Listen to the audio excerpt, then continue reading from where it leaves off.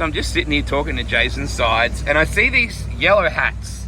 I think, God, those hats say the Motter Brothers. Surely those guys aren't still around loving sprint car racing. Turns out, yes, you do. It is wonderful to meet you guys. My country knows the Motter Brothers very, very well through your time with Kenny Jacobs. Was it 94? Yes. 93, 94, Kenny drove our car. Yeah, so 94 when he won the historical 94. big one? Yep. What do you remember about that?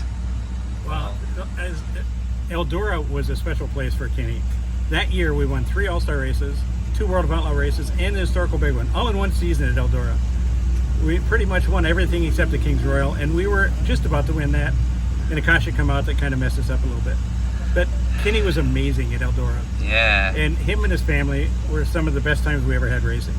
I love that your team and your sponsorship, your Eco Water sponsorship and all that stuff was iconic. It forever will be. Now, oh my gosh, let's do the maths here. That was 30 years ago. Yeah. Right. Still to this day, people know who the Motter Brothers are, and they know the Eco Water 71 and that color scheme that you've got on your hats there. Yeah.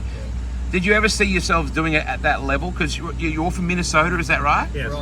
Okay, so did you ever see that you guys are going to be doing this as a full-time thing, or? I think for us as kids, my parents brought us to the local Friday night stock car races, and they had kind of a modified series that before wings, and they weren't really sprint cars; they were homemade cars, but we just kind of fell in love with that. And Rick, the oldest one here, is the one that got it started. I love the way they said the oldest one, Rick. Did you notice how he did that? That's passive aggressive. That's what that is. He started driving a stock car on that track when he was right out of high school and tech school. And then I don't remember. This story I tell is he got a girlfriend and she said choose between the two, and he took her, so I got to start driving.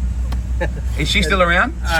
Be 56 years. All right, so you made a good choice, okay? We're prepared to admit you made a good choice. And that benefited you then. It did. Then I drove for a few years, and then Dan got started, and he kind of took us to the limit here, so to the sky. So it's been fun. It's been amazing, actually. I love that you still wear your hats. You obviously still wear the Motter Motorsport shirts. I think that there's obviously a lot of pride still in what you do. Yeah, there is. Yeah. Wow. Why do you love this so much? Why are you still here at a racetrack in North Dakota watching this? Sprint car racing for me has been a passion. Yep. I always have loved, back when I was a kid, the modifieds and the sprint cars became in line. And I raced myself here every Friday night in Grand Forks for 3 years. Did you really? Back in the 70s.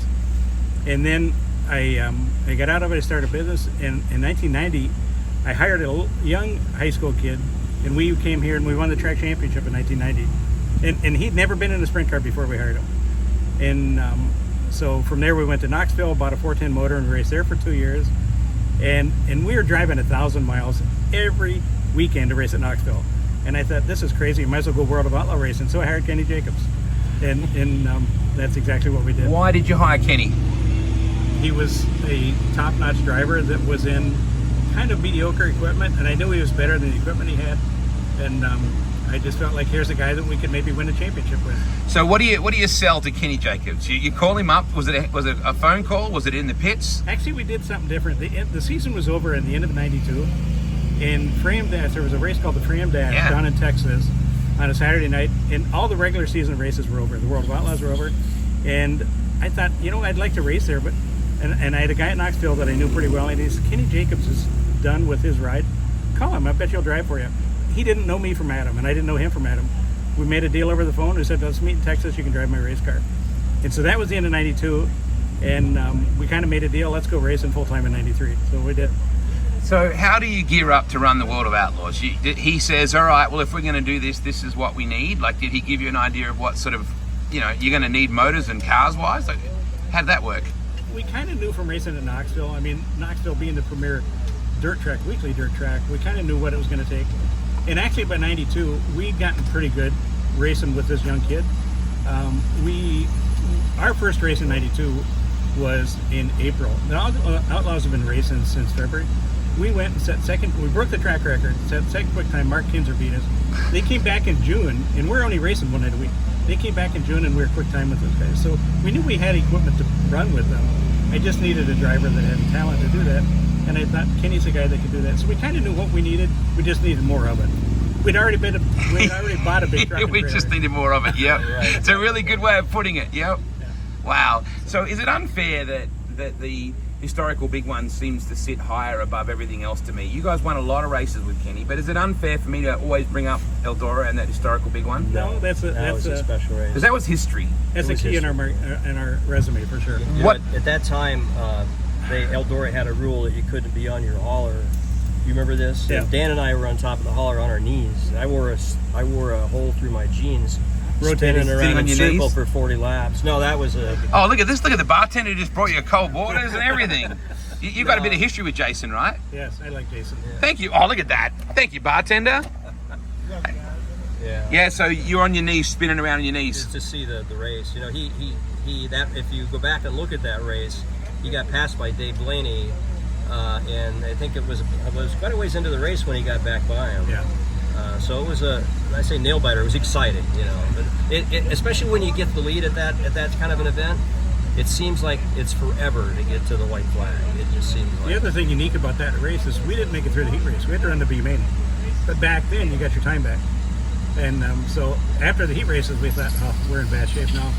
But he won the B main and got his time back and won the race. What did it feel like to win $100,000? To me, it was more than the money. It was the excitement of beating the best in the business. And knowing that you could do that on such a big stage, that was a thrill for me. So when you saw Kenny and said, come down to the Fram Dash, you can drive my race car, we're going to win $100,000 in about a year's time, he would have said, that's nice. Yeah. Why the yellow? Where did the yellow come from? Yeah, Dan. You know, it's funny. I used to cut out the World of Outlaw calendars every year. They'd have 12 nice pictures of cars, and I had them plastered all over my wall just from cutting out, because I just like sprint car racing. And my favorite car was Chris Eash's car out of Pennsylvania. It was the yellow 17. Yeah. Now 71 is always my number when I race before. Yep. But I like his color combination. I like a car that stands out on the racetrack. Way too many white and black cars, and even red or blue, it's got to jump out. That's why I like a bright colored car. Well, there was another bright yellow, number 22, that was extremely Oh, good. yeah. That was kind of my guy. Yeah. So We got that close to getting the Pennzoil sponsorship. Did you really? What was the track in Texas that they used to The open? Big Age Speedway. Yeah. You knew that straight away. And the Pennzoil people were there, and they were talking to two of us, to Jack and Yep. us, and I think Hod made a really good pass in that race. I can't even finish second to Dave Blaney, but Hod made just an amazing move, one of his dives, you know. Yeah, yeah, oh, that yeah. got through it, and I think that tipped Pennzoil to. But we had to the Jack Eldon. Pennzoil corporate sponsors there, and the guy brought his son. My wife was taking care of his son, so he could come down to the pits with us. And we unbeknownst to them, we lettered up a whole car for Pennzoil. We came there with a Pennzoil car, Yeah, wow. and he said, "I don't have corporate approval for you to run this." And I said, "We want this badly. You can see that." And we thought we had the deal, and he ended up choosing Jack Eldon and Jack Hodenshield. Okay. You, I want to say thank you because I'm great friends with the Jacobs family. I want to say thank you for what you did for Kenny's career and obviously what he did for yours. Right. But without car owners, there is no sprint car racing.